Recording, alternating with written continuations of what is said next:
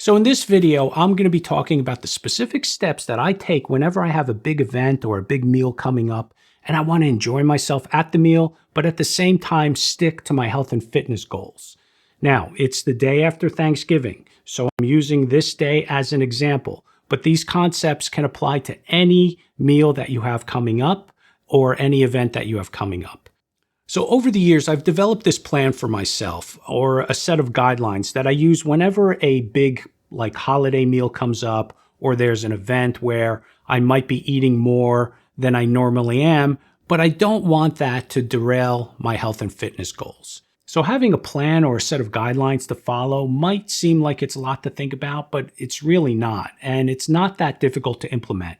It's more of a different mindset. When I was younger, I had a lot of issues with food. I was dieting constantly, losing weight, gaining weight. But by having these guidelines, I've found that I can stay more aware of my eating habits and stay away from my bad eating patterns. So in this video, I am going to talk about some of the things that I used to do, which may not apply to everyone, and the things that I'm now doing to handle those situations.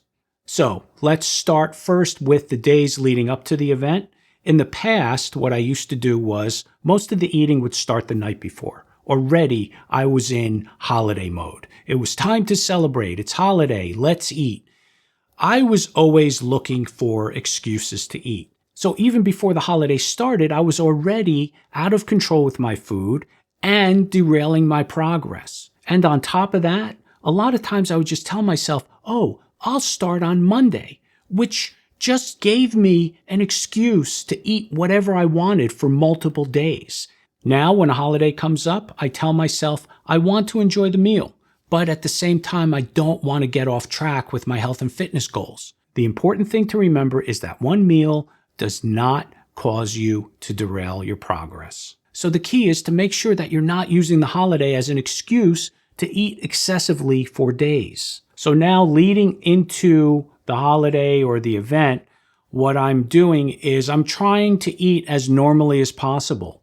My meals are just what I would normally have on an everyday basis. What I'm doing is I'm just making sure the days leading up to the event or the dinner, I'm not eating any extras. So sometimes I might have a little extra portion of something during the week, or I might have a snack. Those days going up to the event, I don't have those. So I try to stay on track as best as I can. I want to be clear that I'm not dieting and I'm not restricting my calories. I'm just eating my normal intake of food, my normal everyday meals. Also, I'm doing the same with my exercise. I'm not trying to exercise more to prep myself for this big meal in any way. I'm just doing my normal training. So let's talk about the day of the event. In the past, what I used to do was I would wake up, have breakfast, and then starve myself all day to make sure that I was really hungry for the big event. And this just made me ravenous. And I would get to the event and I would just start inhaling food, and I probably would end up eating twice as much as I normally would have. This always was a horrible plan for me.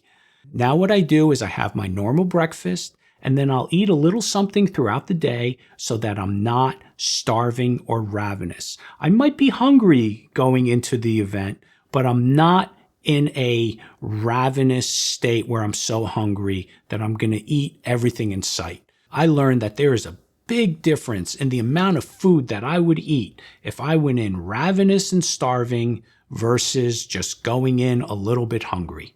During the dinner, I remind myself that the objective is to enjoy myself, that I've allowed myself to, that it's okay. But keep in mind that this event isn't all about just the food. Focus also on the conversation and the social aspect of it. As far as eating, my guideline is space on the plate. I want to make sure that when I am getting food, that I'm leaving space on the plate, that I could see some of the plate in between the portions. This forces me to take smaller amounts. And I tell myself I could go back for more if I want to, and sometimes I do. But by having space on the plate, I'm taking smaller portions, and I also find that I'm being a little more selective of what I put on the plate, because instead of loading it up with all different types of food, some of which I'm not sure if I would even enjoy, now I'm being just a little more particular. Additionally, the other guideline that I'm following is I'm taking my time to eat. I'm eating slower. I'm putting my fork down between bites. I'm enjoying the texture of the food, the tastes. I'm trying to be more in the moment while I eat, as opposed to just gobbling it all up. No pun intended. I really feel that leaving space on the plate, working with smaller portions, being selective over what I'm putting on my plate, eating slower, and also allowing myself to be able to go back if I want more, allows me to really enjoy my food without feeling deprived. Now let's talk about the evening of the event, after the event. I always, in the past, used to eat leftovers and dessert, and most of the time I was not hungry, but I was using it as an excuse to eat. Now, what I do is, unless I'm hungry, I don't eat. If I'm truly hungry, fine, I'll have something. But if I'm not hungry, I do not have anything to eat in the evening. Also, what I try to do is I try to drink a lot of water after the event. It just helps process the food, and it just makes me feel better. And sometimes the food has a lot of salt in it, so I tend to be thirsty anyway. So the extra water really helps. Now, let's talk about the next day. First thing, if you weigh yourself, just know you could be up a few pounds, but don't let that discourage you. It's just water weight. I find that if I get back on track with my eating and my exercise, within 2-3 days, that water is gone. Now, most important, the next day, get back on track as quickly as you can.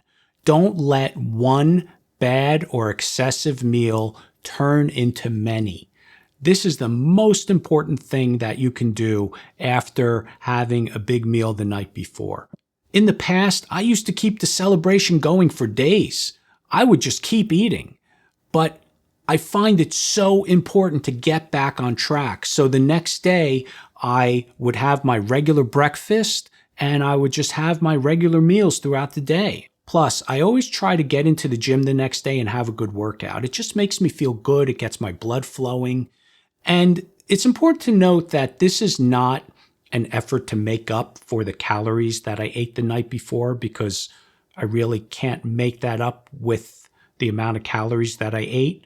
I have a video called Exercise Does Not Beat Diet.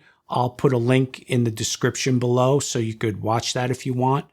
But this is more about me just getting active again and getting back to my normal schedule.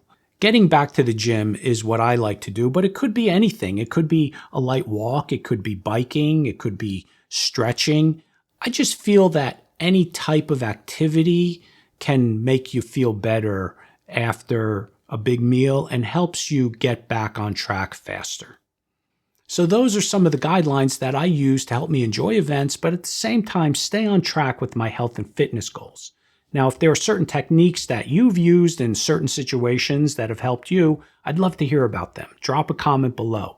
If you liked what I had to say in this video, click the like button, subscribe, stay active, and I'll see you in the next video.